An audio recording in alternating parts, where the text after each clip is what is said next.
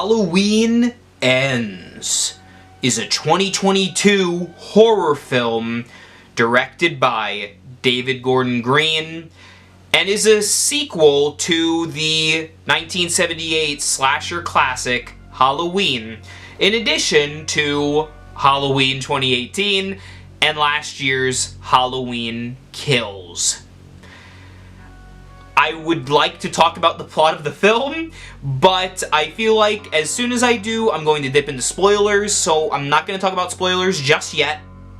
I'm going to save that for a bit. I'll give you a warning. But this is the finale of Halloween, which there's been a finale for this franchise for years. Now, apparently, Jamie Lee Curtis promised this is her final outing as Laurie Strode, and I think that's a commendable effort on her part. And we have had finales to both her and Michael's characters many times over. This is nothing new for fans, but this one, for some reason, given maybe the title and some of the media surrounding it, really did feel like the big finale of this franchise for over 40 years. Pretty fantastic stuff. Now, I feel like I need to reiterate my opinions on the other films leading up to Halloween Ends so you have a good understanding as to where I'm coming from. The original Halloween is obviously a slasher classic, perhaps the greatest slasher movie ever made, one of the best horror movies ever made. I feel like if you like Halloween, you're going to be sticking with this series because it's one for the books, I guess. And all of the sequels have various qualities and what have you. The Halloween 2018 movie was, at first, I was a little hesitant on it. Some of the editing was a little choppy. It was a different pace. It kind of felt like a Friday the 13th movie more than a Halloween movie. But I feel like it had elements that Halloween fans enjoyed. It was definitely very vibrantly a Halloween-styled movie, complete with the decorations and Michael Myers and the theme and all of that brought back. It did exactly what it needed to be. And I now enjoy the movie quite a bit, and I like the new characters, in addition to bringing back the, whatever they call them, legacy characters at this point. Halloween Kills is kind of the black sheep. I don't know if this new movie is going to be considered a black sheep by the end of all of this, but Halloween Kills has been a subject of debate for the past year. Some people adamantly hate it. They say that the evil dies tonight chants and the angry mobs are just stupid. Other people praise it for being just balls to the wall and exactly what it needed to be. I'm in that camp. I really loved Halloween Kills. It's one of my favorite of this entire franchise, my favorite of this trilogy. It's not trying to be anything that it's not supposed to be. It is a Halloween movie, and there is Michael Myers, and he kills people on Halloween. That's always what this franchise has been, in my opinion, and that's just what I come to expect. And that's the thing. Expectations. They play a big part in your movie-going experience. About an hour ago, I got done watching Halloween Ends, and I kind of wish I didn't have expectations going into it, but as a fan, obviously, I'm a big fan of these movies, I had expectations for the movie. Some were met, many were not, and my basic review for you, if you're curious as to see this movie, go in with no expectations. Go in just expecting a freaky, interesting horror movie, and I think you will be satisfied. However, for the Halloween fan, I cannot say that this was a satisfying Halloween movie, nor really a satisfying conclusion to this trilogy of movies. Halloween Ends is not a bad movie by any means. It is not a great Halloween movie. And I know this is very vague and I'm beating around a big bush, but I can't say it. I can't spoil this movie for you unless you don't care, and I'll get to that in a second. Things I liked about it. These movies have all generally looked really good. I appreciate that. I think the soundtracks have been overall very fun. You have John Carpenter and his son, and his like little posse band he's got making these soundtracks, and they're a lot of fun throwbacks to the 70s and 80s days of synth horror. I thought Jamie Lee Curtis had a lot more opportunity to shine. We get more about her and her granddaughter's characters in this movie. Whether that's for better or for worse, you be the judge, but I thought that they gave them more of an opportunity to shine on screen. And, yeah, anything else I could say would potentially damage the movie. I will say this. I respect Halloween Ends, and I feel like it's going to go down in history with other black sheep horror movies. Movies like Friday the 13th Part 5. Movies like, really like Friday the 13th Part 9, Jason Goes to Hell. And, in this franchise at least, Halloween 3. Yeah. Alright, that's the non-spoiler stuff. So I'm gonna end it here. Halloween Ends is a fine movie, but not a fine Halloween movie. It had good stuff in it, but not necessarily good for this franchise. Okay? That's the review. You still here? Alright, we're gonna jump into spoilers. I warned ya. I see you, and you see me.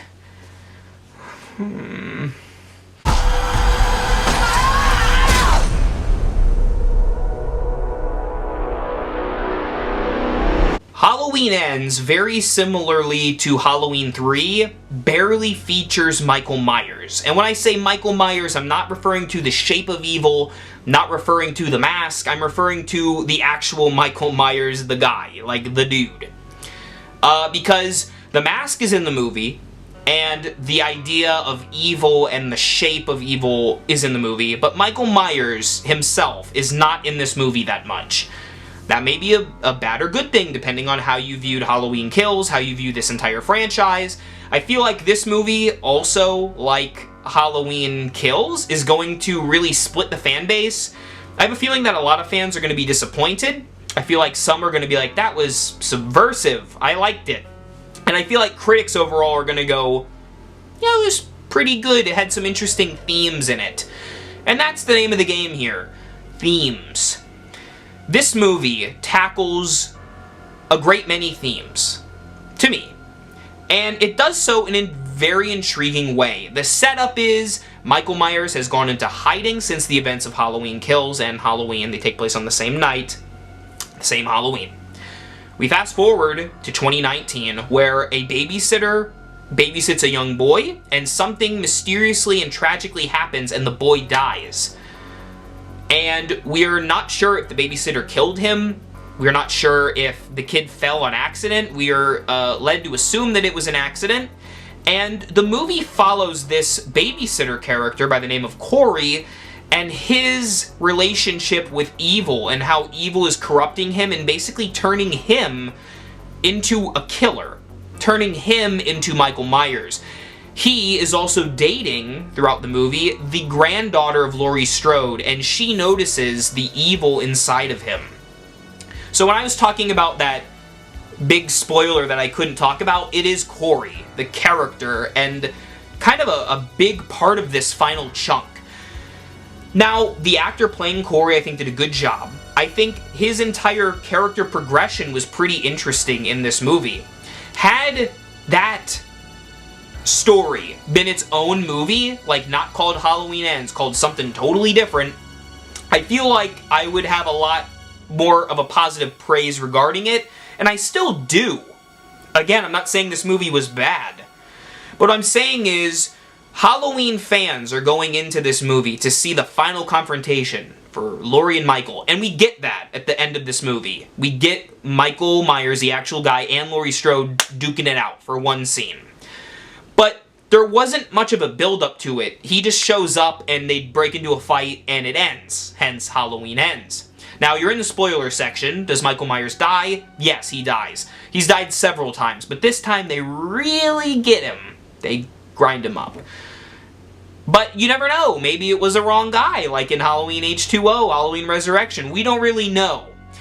We have this guy, though, Corey, who takes a big center stage in this movie. Kudos to the actor and kudos to the studio or director, production, whoever decided that this guy was going to take center stage, because it's a ballsy choice, to say the least. I cannot say that what they did with this character was terrible, again, but I can say that it wasn't very satisfying for this franchise. This trilogy has kind of taken a weird, wavy, weird kind of direction. It has started with this very mellow Halloween movie that doesn't place a lot of emphasis on Michael Myers, but by the end makes him a very worthy threat to the people of Haddonfield. And in Halloween Kills, everyone's obsessed with Michael Myers, more so than Laurie Strode or Dr. Loomis. And in this movie, Michael Myers is like barely in it. He's in like 2 scenes, 3 scenes, and we focus all on this Corey kid. Now, had this franchise established Corey in the first movie, maybe shown the death of the young boy in the second movie, and built up to this, I maybe would be more understanding of this final chapter, but he gets introduced in this movie and completely changes the direction of this franchise. You can say what you will about the themes that his character represents, about how trauma can pass from person to person. That's okay. How the shape of evil doesn't have to be just Michael Myers. It could be anyone. Evil can get into anyone and take it over. All of that is explained in the movie, and all of that is fine. But Halloween's not that deep. People want some kind of deeper, more elevated horror these days. And elevated horror isn't bad. I enjoy Hereditary, okay? I enjoy The Witch or The Babadook. But this is Halloween. This is a slasher movie where Michael Myers has a mask on Halloween and runs around with a butcher's knife. That's what I want. That's what fans of this franchise want. This movie didn't really feel very Halloween-y. I didn't see a lot of decorations. There were seldom trick-or-treaters or candy or any of the staples of this franchise or the holiday. We get Corey working at a mechanic's shop, which conveniently means he gets coveralls to look like Michael Myers, steals Michael Myers' mask straight out of the sewer, stabs people himself. I think Michael Myers gets a solid 1 kill in this movie, personally. Maybe 2 if you count Corey assisting him. Because Michael acts like a senile old man when he's trying to kill this kid. Very odd. Very odd. You know what this movie was like? And I know I'm a little bit rambly here, but you know what this movie reminded me of? The movie Freaky. If you haven't seen Freaky, it's okay. Freaky is a horror comedy made by the same creative mind behind Happy Death Day. Originally, the script was called Freaky Friday the 13th, okay? And in the movie, there is a character who is basically Jason. Looks like Jason as the mask, has kills like Jason, kills people on Friday the 13th like Jason, but he's not Jason. He is like a pseudo-Jason. And the movie involves him switching bodies with a young girl, comedy and horror ensue. Imagine if that plotline for Freaky was in the newest Friday the 13th movie. Would it be an interesting, unique premise with things to discuss? Yeah. Would it be bad? No, I loved Freaky. But that's not what Friday the 13th is. Friday the 13th is a camp slasher movie. Halloween is a Halloween-y themed slasher movie. It is not this allegory about, I don't know, about how evil can transform and plague young minds and whatever. And let's go with that for a second, that's what this movie intended, because I know the original does have a deeper meaning, I suppose, about evil and about its nature. All that's well and good. But on the whole, the movie is a slasher movie with a guy in a mask, you know? But here's the thing. The reason why Michael Myers is so captivating in the first Halloween is because we don't know anything really about his backstory. He just is evil. Corey has a backstory. We know that his mom is rude to him. We know his dad's trying to help him get his life on track. We know that an accidental or purposeful murder happened. We're not too sure, but we know that this kid died. I'm assuming that it was an accident, and this spiraled him into being who he was by the end of the film, which was a killer. Michael doesn't have that backstory, and it's pretty odd that we get this backstory for Corey considering Michael's. It almost is trying to make us sympathize with Michael at points, and what I thought is odd is it clashes with this idea of Michael being the embodiment of evil, because evil shouldn't have sympathy. It is evil. It is the idea of every bad, corrupt, horrible thing. I don't know, maybe I'm rambling a bit, maybe I'm reading too deeply into a Halloween movie. I'm just a big fan, and I like assessing and analyzing films. But I'm gonna leave this up to you. What did you think about Halloween Ends? Do you think it was subversive, different, a step in the right direction? Or do you think that it took it too far? Because in Halloween 2018, we noticed that the Doctor kind of snapped and became a little bit weird. It kind of took the movie on a loop. And in Halloween Kills, we get another loop with the angry mob and Evil Dies Tonight and all that jazz. So there were steps toward this. But Halloween Ends U-turns the franchise and takes it in a completely different direction that I'm not sure was expected nor wanted. I don't know, would you have been fine with just Michael Myers stabbing people on Halloween? Like Halloween Kills basically was. Because people didn't like that, but I did. So I'm trying to figure out what people want out of this franchise. I'll let you answer that in the comments. Please note, these are my opinions. There are no right or wrong opinions. They are just opinions. Let's be sensible in the comments. Perhaps my opinions on this movie will change. I love Halloween 3, Season of the Witch. I love Friday the 13th Part 5. But they're different and they're goofy in their own way, and this movie felt like it was trying maybe too hard. What are your thoughts? Let me know in the comments below on Halloween Ends. Thanks for watching, everybody. Happy Halloween. And remember, for all things Halloween, this is Hauntformer.